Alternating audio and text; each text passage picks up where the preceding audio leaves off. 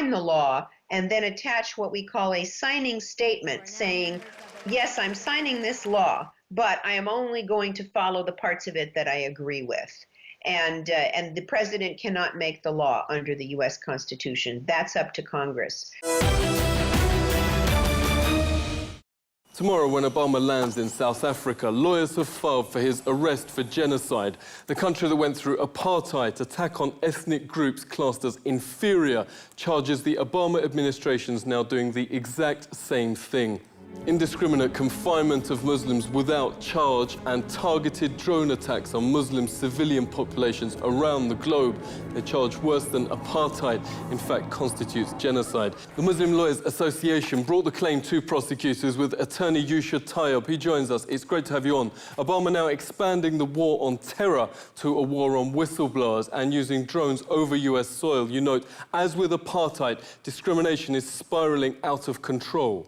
It's a history that our people know, and so it's something we can identify with. And that is particularly pertinent to the South African community because, as you know, pre-94, we had extensive detention without trial in this country.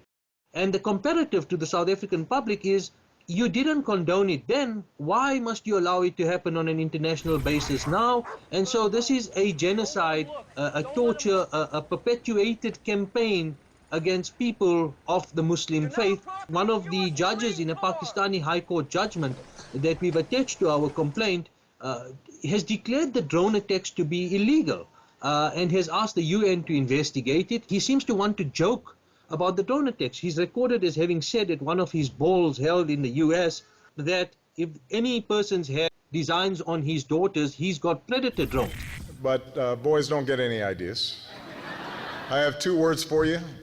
Predator drones. You will never see it coming.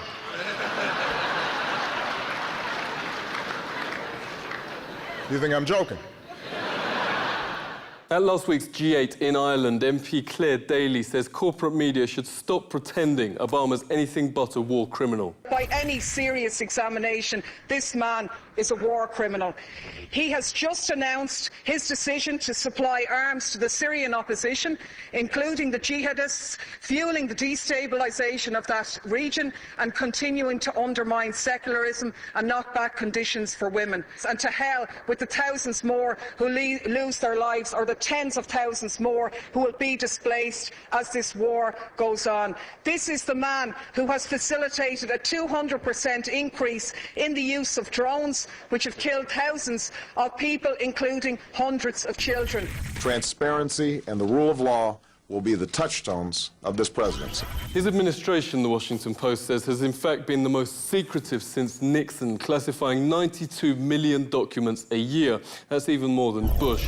Former intelligence officer Scott Rickard is investigating secret, disastrous wars American people are waging in their name and funding and don't even know about. Thanks a lot for joining us. Tell us about those wars and why have they been a disaster? What people don't realize is that there's been a war for 4 years. They fought a war down through Sudan and Ethiopia and into Somalia. And then they tell us in the news that there's been a terrible drought and 250,000 people have died. When in fact, what had happened is that all the food supply and all the water supply was basically wiped out. And so they're left to die in the desert because now they're going and developing the oil fields in this new country created South Sudan.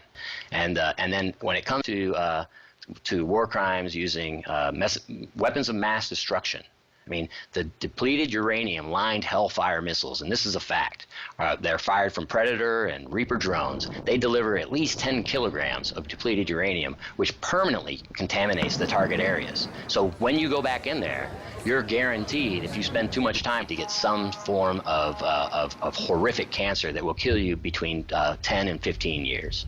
That's how poisonous this stuff is. And we've got a lot of our soldiers around this stuff that are dying, but they don't talk a lot about it. It's like our generation's Agent Orange. I call him Obama the odious. Then you've also got the secret kill list by Obama. You've got the legal wars in Libya and elsewhere. You've got, he started the covert war in Yemen and basically deposed another leader in that country. You've got enormous mercenary presence in Iraq. Sitting presidents are harder to stop. Lawyers say they may have to wait till Obama steps down. Bush and his officials are effectively prisoners in their own country, fearful of arrest if they travel abroad. For the victims of their crimes, that's not punishment enough. This is The Truth Seeker.